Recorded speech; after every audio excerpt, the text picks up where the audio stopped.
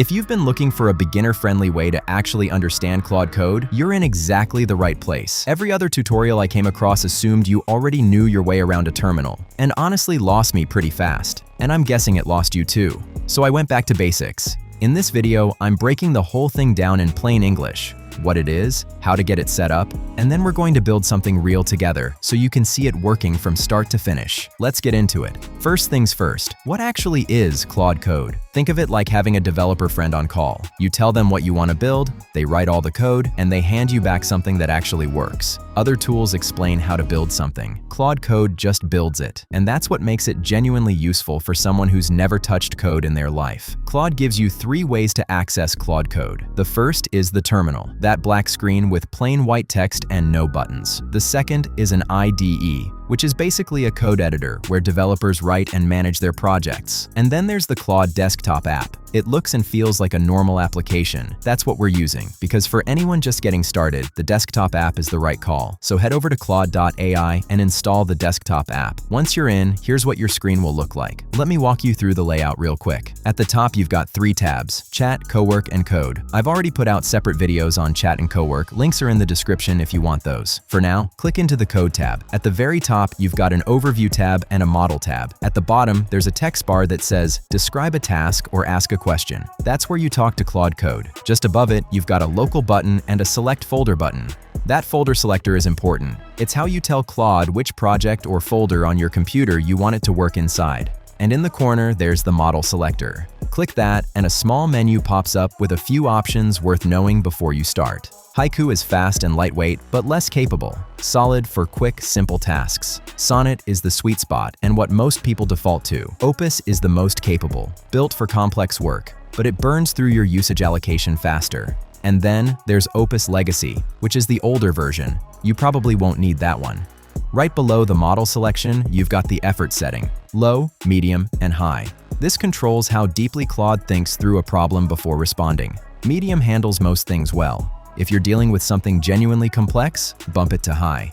And next to that, there's a small icon that shows your current usage. It tracks 3 things: your 5-hour session limit, your weekly usage across models, and your Claude design usage. All right, let's build something real. We're making a decision maker tool. The reason I picked this one is pretty relatable. You know that feeling when a big decision is sitting in front of you and your brain just keeps circling the same thoughts? Should I take this job offer? Should I put money into this? Should I actually move forward with this idea? No matter how long you think about it, you can't land anywhere. That's exactly what this tool addresses. You type in your situation and it breaks it down. Pros, cons, risks, and a clear recommendation. First thing to do is hit that Select Folder button and create a plain empty folder on your desktop. I'm naming mine Decision Tool. That's where the whole project will live. Now I'm just going to describe what I want in normal conversational language. Here's the prompt I'm sending. A few minutes later, it's done. Let's actually test it with a real scenario. Someone who's 32, married, has a baby on the way, and has spent years in a safe but completely dead-end job. They just got an offer from a startup, meaningful salary bump, but zero job security. Let's see what it produces. First, it generates a full SWOT analysis. And these aren't generic filler points. Take a second to read through them. It actually thought about the specifics of the situation. How will you feel about this decision in 10 minutes, 10 months, and 10 years?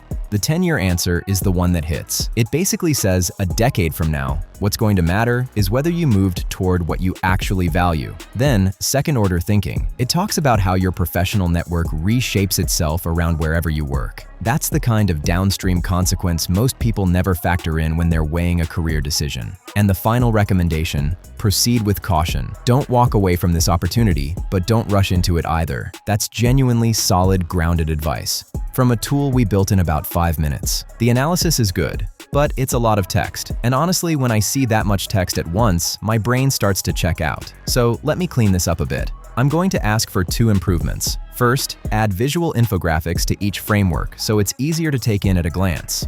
Second, add an option to export the full analysis as a PDF so you can save it or pass it along to someone else. Changes done. Let's run a completely different situation this time. Someone running a small bakery for 5 years. A local grocery chain just approached her with an offer to carry her products across 12 locations. If it works out, her revenue could triple. If the chain walks away after 6 months, she's sitting on debt, extra payroll, and a kitchen she doesn't need. Classic. Now look at the output.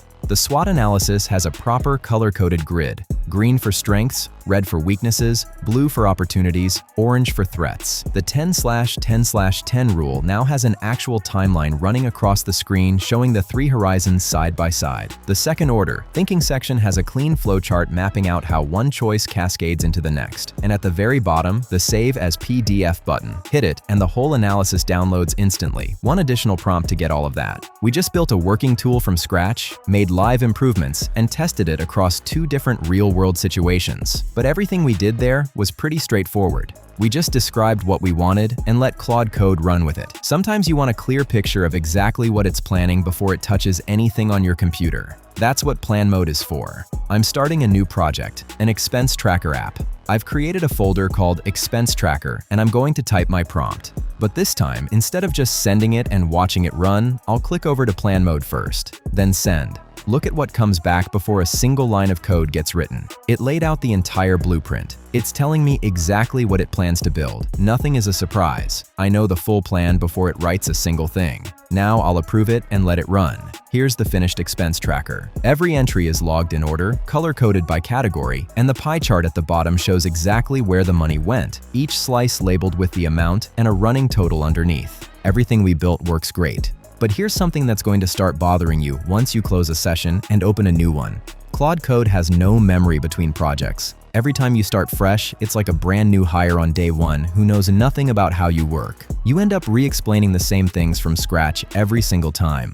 That's exactly what the Claude.md file fixes. Think of it as a standing instruction note that you write once. Claude reads it automatically at the start of every project and follows everything in it without you having to repeat yourself. Here's what I'm sending to create one. And just like that, it created the file directly inside the project folder. The technical ground rules are set, and from this point forward, any new project that references this file will follow the same instructions automatically. One-time setup, permanent consistency.